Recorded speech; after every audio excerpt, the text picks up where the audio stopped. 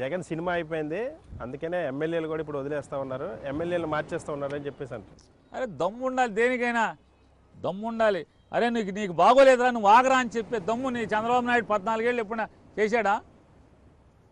ఎప్పటికప్పుడు మాయ మాటలు చెప్పడం, లేకపోతే ఆయన్ని నమ్మించి అప్పుడు చివరి దాకా నామినేషన్ చివరి రోజు దాకా ఆయన్ని ఆఫీస్లో కూర్చోబెట్టుకుని ఎవడికో టికెట్ ఇచ్చి పంపడం తప్పితే 6 నెలల ముందు నీకు బాగలేదు నువ్వు కూర్చో అంటే ఎవడన్నా ఎంతమంది వెళ్తున్నారు? ఎవడు అవసరాలు మారాడు పార్టీ మారి వెళ్తున్నాడు. ఇవాళ నిజంగా జగన్మోహన్ రెడ్డి గారికి సినిమా అయిపోతే నీకే అంత సినిమా ఉంటే పవన్ కళ్యాణ్ కాళ్ళు పట్టుకోవడం ఎందుకు పవన్ కళ్యాణ్ కాళ్ళు పట్టుకోవాలి? వెళ్ళి మోడీ అమిత్ షా కాళ్ళు ఎందుకు పట్టుకోవాలి? వాళ్ళని ఎందుకు కలుపుకోవాలి? అది అయిపోయిన తర్వాత ఇంతమంది వాళ్ళని ఎందుకు పట్టుకోవాలి? ఒక ప్రశాంత్ కిషోర్ని ఎందుకు తెచ్చుకోవాలి? సునీల్ కొనుగోలుని ఎందుకు తెచ్చుకోవాలి? వీళ్ళందరూ ఎందుకు కొనుక్కోవాలి? రాబిన్ శర్మని ఎందుకు కొనుక్కోవాలి? ఇంత పనుడివైతే అది నీకు వీళ్ళందరూ ఎందుకు? ఓ పవన్ కళ్యాణ్ కావాలి, కేఏ పాల్ కావాలి, కాంగ్రెస్ పార్టీ కావాలి, బీజేపీ కావాలి, కమ్యూనిస్ట్ పార్టీ కావాలి, అందరూ ఎందుకు? నువ్వే అంత పోటీగాడివైతే జగన్ కొడతాకి నువ్వు ఒక్కడే రావచ్చు కదా. నీకే ముందు ధైర్యం లేదు. అంటే ఎమ్మెల్యేలని మంత్రులు ట్రాన్స్ఫర్ చేయడం ఏంటి? ఒక దగ్గర చెల్లని రూపాయి ఇంకో దగ్గర చెల్లుతుందని చెప్పి చంద్రబాబు సెటర్ వేస్తున్నారు మీ మీద. చంద్రబాబు నాయుడు తొంతంత ఏంటంటే ఆయన చేస్తేనేమో రాజకీయం, ఆయన చేస్తేనేమో ఆయన ఇల్లు వెలిగితేనేమో పండగ, ఆయన చేస్తే పెద్ద రాజకీయం. అబ్బో అపార అనుభవం 40 ఏళ్ళ ఇండస్ట్రీ. ఎంతమందిని మార్చాడు? మీకు లెక్కలు చెప్పమంటారా? ఎన్ని నియోజకవర్గాలు ఎంతమందిని మార్చాడు? కోడెల సుప్రసాద్ దేవురు సత్యనపల్లి ఎక్కడ తెచ్చిపెట్టావు? మరి అక్కడ సరుకు అయిపోయినాడు, ఇక్కడ గట్టా పనికి వచ్చాడు నీకు సత్యనపల్లిలో. పీతల సుజాత ఏ ఊరు? పాలకొల్లు ఎక్కడ పెట్టావు? చింతలపూడి పెట్టావు. అక్కడ సరుకు అయిపోతే ఇక్కడ ఎందుకు పెట్టావు? అనిత ఆవిడెవరో మాట్లాడుతూ ఉంటుంది గబగబా, ఎక్కడి నుంచి ఎక్కడికి తెచ్చిపెట్టావు? నిన్నగాక మొన్న 2014లో రామాంజనేయులు అని చెప్పని కర్నూలులో ఒకడు ఓడిపోయాడు, ఆయన తెచ్చి ఎక్కడ పెట్టావు? గుంటూరు జిల్లా పచ్చిపాడులో పెట్టావు. సిగ్గులేదా మరి దీనికి? నీ కొడుకుని ఎక్కడి నుంచి పెట్టావు? మీది హైదరాబాదు, నీదేమో చంద్రగిరి. మీ కొడుకుని వచ్చి మంగళగిరిలో ఎందుకు పోటీ చేశాడు?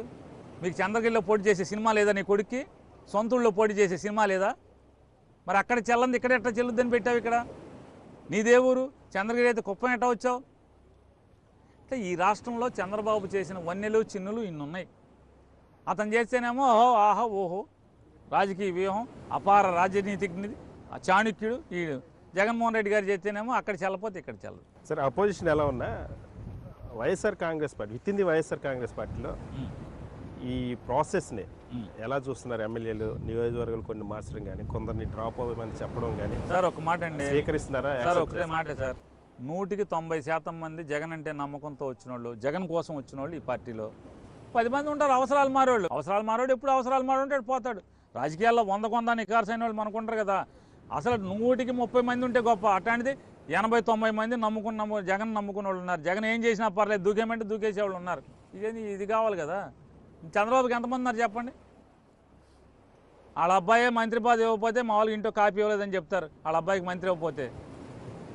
జగన్ నమ్మి వచ్చిన వాళ్ళు ఎక్కర్లా, మా జీవితం అక్కర్లా, మా రాజకీయం అక్కర్లా, నాకు ఎమ్మెల్యే గిరి అక్కర్లా, జగన్ బాగుంటే చాలనే వాళ్ళే 170-80 మంది మా పార్టీలో ఉన్నారు. సార్, పవన్ కళ్యాణ్ అసలు ముఖ్యమంత్రికే పనికిరాడు, ఓ పొత్తులో ఎప్పటికైనా ముఖ్యమంత్రి మా నాన్న చంద్రబాబు నాయుడు అని చెప్పి లోకేష్ ఒక సర్టిఫికేట్ ఇచ్చాడు. ఆ సమర్థత పవన్ కళ్యాణ్కి లేదు, చంద్రబాబుకి ఉందన్నట్టు మాట్లాడారు. అయినా పవన్ కళ్యాణ్ ఎందుకు దాని మీద రెస్పాండ్ అవ్వట్లేదు అంటారు? పవన్ కళ్యాణ్ గారు కూడా ఒప్పుకున్నాడుగా, నాకు సరుకు లేదు, మనకు ఎందుకు రా, అసలు మనం గెలవలేము, మనకు సీట్లు రావు, మనకెందుకు రా ముఖ్యమంత్రి, మన చంద్రబాబు పలకి మోద్దాం అని ఆయనే కార్యకర్తలను తిడుతున్నాడుగా. చంపేస్తా ఎవడన్నా నన్ను ముఖ్యమంత్రి అంటే కనుక తోలు తెస్తా, మనకు చంద్రబాబే ముఖ్యమంత్రి రా బాబు అని చెప్పి ఆయనే చెబుతున్నాడు. ఎవడన్నా ఉంటే ఉండండి, పోంటే పోండరా అని చెప్తున్నాడుగా. నన్ను ముఖ్యమంత్రి ఉన్నవాడు ఎవడన్నా బయట గెట్అవుట్ అంటున్నాడుగా ఆయనే చెప్తున్నాడు బాబు. లోకేష్ చెప్పేది ఉంది అదే మాట, పవన్ చెప్పే మాట లోకేష్ చెప్తున్నాడు. లోకేష్ పాదయాత్ర పూర్తయిపోయిన తర్వాత ప్రజలందరి మధ్యలో ఒక రెడ్ పుస్తకాన్ని తీసుకెళ్ళి చంద్రబాబు నాయుడు గారికి ఇచ్చారు. అందులో మీలాంటి వాళ్ళ పేర్లు ఉన్నాయి, జడ్జిల పేర్లు ఉన్నాయి, పోలీసుల పేర్లు ఉన్నాయండి సార్. మరి భయం అయ్యట్లేదా? నిజంగా నిజాయితీ గల రాజకీయ నాయకుడు, ప్రజాసేవకుడు అయితే ఏం రాస్తాడు? మా నాన్న అట్టాకు చేయలేపాడు, కనీసం నేనన్నా చేద్దామని పుస్తకంలో సమస్యలు రాసుకుంటాడు. సమస్యలు చేసి ఆడినొచ్చబోయిస్తా, ఈయనొచ్చబోయిస్తా, ఆ ఊళ్ళో బజ్జీ బాగుంటుంది, ఈ ఊళ్ళో మిరపకాయ బజ్జీ బోండా బాగుంటుంది, అవి రాసుకోవటండి. ఆ పుస్తకం తీసుకుని చంద్రబాబు ఏం చేసుకుంటాడు?